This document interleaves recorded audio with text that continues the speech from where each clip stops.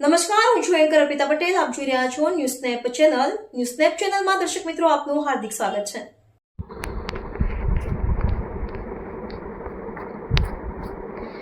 ગોડાદરા વિસ્તારમાં આવેલ રામદેવ ટ્રેડર્સ પેઢીના કર્મચારીને મારામારી ₹8 લાખ રૂપિયાની લૂંટના ગુનાનો ગણતરીના કલાકોમાં ભેદ ઉકેલી મુખ્ય સૂત્રધાર જયદીપ કવાડ સહિત 3ની ધરપકડ કરી હતી. ગઈ તારીખ 4/6/2026ના રોજ સુરતના ગોડાદરા વિસ્તારમાં આવેલા રામદેવ ટ્રેડર્સ નામના કોસ્મેટિક પ્રોડક્ટ્સના કર્મચારી વેપાર ધંધાના કલેક્શનના રૂપિયા લઈ જતા હતા. તે વખતે એક્સેસ મોપેડ પર મોઢે રૂમાલ બાંધી આવેલ 3 અજાણ્યા ઈસમોએ કર્મચારીને આંતરીને તેને લાકડાના દંડા વડે માર મારી ચપ્પુ બતાવી તેની પાસેની બેગમાં રહેલા રોકડા ₹8 લાખ ભરેલ બેગની લૂંટ કરી મોપેડ લઈ ભાગી ગયેલ, જે અંગે ગોડાદરા પોલીસ સ્ટેશનમાં ગુનો દાખલ થયેલ હતો.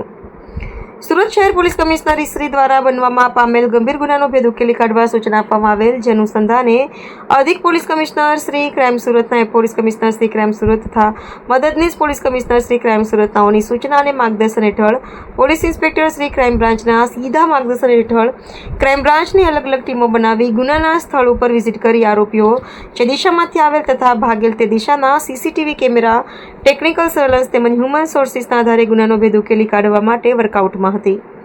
રિપોર્ટર નૈતિક રેશમવાળા, સુરત. ગઈ તારીખ 4/6/2026ના રોજ સુરતના ગોડાદરા વિસ્તારમાં રામદેવ ટ્રેડર્સના માલિક અને એમને ત્યાં કામ કરતા માણસ બંને જ્યારે પૈસા લઈ અને દુકાનનું શટર ખોલવા જતા હતા, એ દરમિયાન એમને 2 ઈસમો આવી અને મોઢે બુકાની બાંધી એમને લાકડી અને ધોકા વડે મારી અને એમની પાસેનો થેલો લૂંટી ગયા હતા અને આગળ સ્કૂટરમાં 3 જણા લૂંટ કરી ભાગી જતા તે મળી આવેલા હતા. આ અનડિટેક લૂંટનો ગુનો ગોડાદરા પોલીસ સ્ટેશનમાં દાખલ કરવામાં આવ્યો હતો, જેમાં અંદાજિત ₹8 લાખ રૂપિયા ગયેલાનું પ્રાથમિક રીતે ફરિયાદમાં જણાવવામાં આવેલું હતું. ત્યારબાદ આ બાબતે અનડિટેક લૂંટનો ગુનો એ ક્રાઇમ બ્રાન્ચની અલગ અલગ ટીમો પોલીસ કમિશનર સાહેબ અને એડિશનલ પોલીસ કમિશનર ક્રાઇમ સાહેબની સૂચના મુજબ કામ કરી રહી હતી.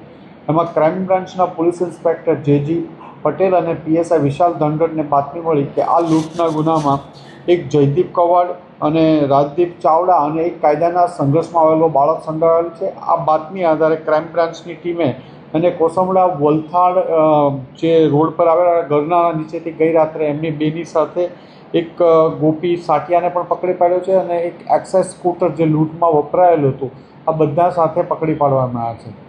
આ બનાવની હકીકત એવી હતી કે જયદીપ ચાવડા આ જે ટ્રેડર્સ છે રામદેવ ટ્રેડર્સ, ત્યાં 2-3 મહિના પહેલાં નોકરી કરતો હતો. એને નોકરીમાંથી કાઢી મૂકવામાં આવેલો હતો, એટલે એને એના ટાઈમિંગ્સ ખબર હતા. 2-3 દિવસ આ લોકોએ રેકી કરવામાં આવી હતી અને એ દિવસે મોઢે બુકાની બાંધી અને જયદીપ ચાવડા અને રાજદીપ ચાવડા, જયદીપ કવાડ અને રાજદીપ ચાવડા બંને એક કાયદામાં સંઘર્ષના કાયદા નાના બાળક સાથે ત્યાં લૂંટ ત્રણેય કરવા ગયેલા હતા.